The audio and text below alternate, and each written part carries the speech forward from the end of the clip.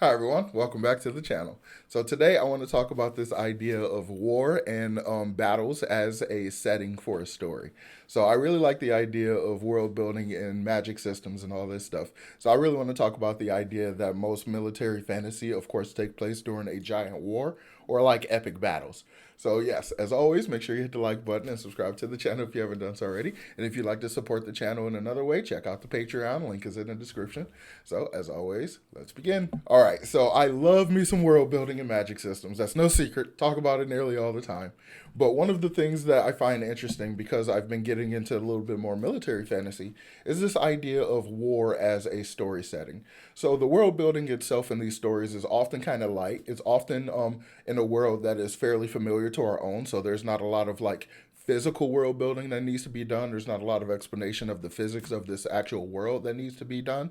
So we kind of just jump into this idea of, oh, we're members of this military in this country, and we're having a conflict with the military of this other country, and it kind of becomes about those characters in that setting and the minutia and the like macro, or actually not even macro, the micro events of those battles and how they influence those characters. So this idea of military fantasy actually crosses multiple areas of the genre. Like some people would consider Stormlight Archive military fiction because, or military fantasy, because so much of the story has wars going on around it. There's multiple different battles and stuff, and some of the influence of the actually a lot of Stormlight Archive, a lot of the influence just has to do with the fact these people are fighting this war.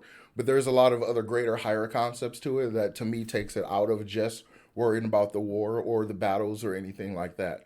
But there are stories that are like the Powder Mage series or the First Law series. More so Powder Mage than the First Law, because the First Law series takes place with a lot of battles going on, but the actual events that takes place in the story aren't directly related to those battles, even though some of them do have effects on what's going on, but that's not the greatest emphasis, unlike the Powder Mage. The Powder Mage is something that I would consider totally a military fantasy series because every single thing that happens in the story has to do with characters that are in the military and how they handle everyday military things as it like culminates up to the bigger, greater story arc type stuff. So there are just basically there are points in the story where you're really just following a single character that's going through what we would consider very mundane activities that are just the day-to-day minutia of running an army or dealing with being a captain or a general or whatever high-ranking person they may be in that military. So for some people, this is a lot of fun. This is a lot of interesting detail about the goings on about a war, how you press the war, how you deal with it, all the logistics and everything. But for me, it is one of the most boring things I've ever experienced in my life.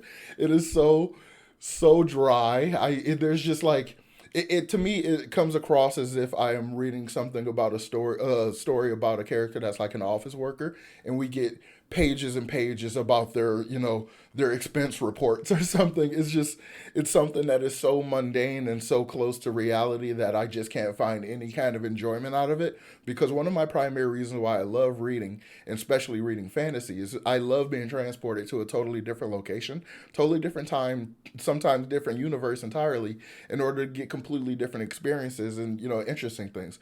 Granted, I have no real life military background, but there is a lot of people in my family that are military, so there's just a lot of stuff that I know about it that I'm like, oh, I'm just over it. And generally, I'm very much a more pacifistic person, so I'm just not even a fan of war in general. So when I read a story that is very, very close to real life in terms of war and violence and military stuff, it just leaves me. I'm just like, oh, ugh. So it just kind of leaves me with this negative reaction to it. But this idea of it as a setting itself can be fascinating because it allows you to really like poke and prod into these little things. So I really kind of think about it in terms of the nonfiction genre. Like when people write stories about stuff like World War I or World War II, like the actually let's talk about a movie. So the movie All Quiet on the Western Front. Like that movie is incredibly famous for the level of detail they were able to show about World War I and trench fighting and stuff. So it's like the fact that we're able to take this setting that is kind of known to a lot of people, and we know the horrors of that war and all war in general, like we know the horrors of it and everything, but we're able to hyper emphasize about the connection between the soldiers and like the brotherhood, and then also this kind of like just unvarnished ability to kind of show just the horrors of war, just the terror and fear and just the absolute, just the way it can completely erode a person. Like, so the fact that that's able to be explored is one of the actual benefits of this subgenre, even though it's incredibly heavy.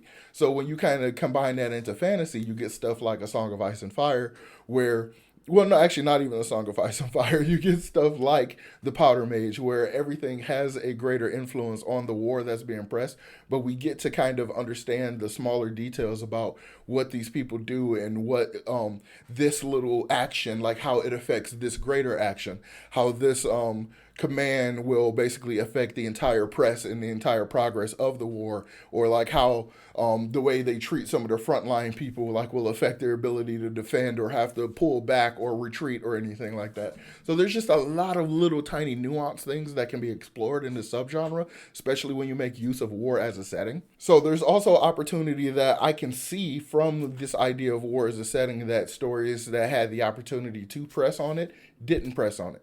So there's stuff that's like in the back half of The Wheel of Time, where we really get into like the wars and battles and stuff, where I think they could have really kind of explored some of the minutia and smaller details about some of the events that were happening. But the overall plot and structure of the story was something that is just on a higher level than that stuff. So therefore it wasn't very much explored. Which is why a story that is primarily focused on like a singular battle, like if there's a story about like the Battle of Waterloo or something like that, they can obviously like press on the major events of that battle that become like a big deal in history, and then kind of play with the nuances of the events that led up to those significant like keystone points. And as far as I can tell, based on the amount of research that I have done into the subgenre, that seems to be the greatest use of it. It seems to be in the nonfiction area, where people will take a battle that has existed in real life and will like kind of find the story in that battle, finds some soldiers experience or some, you know, managerial level people experience, and really hyper emphasize and like zero in on that experience to see how those micro events affected the macro events. So that's one of the major benefits, I think, of using war and battle as a setting. You can like hyper focus on these small things that seem small in the moment, but have just gigantic ramifications overall for an entire kind of scenario. So I find that to be fascinating. So I just kind of wanted to make this video real quick and kind of talk about this idea of war as a setting. Have you all read any books where like the entire setting and world building of the story is just this battle? Like, did that affect the story in a positive or negative way? Let me know about that in the comments down below.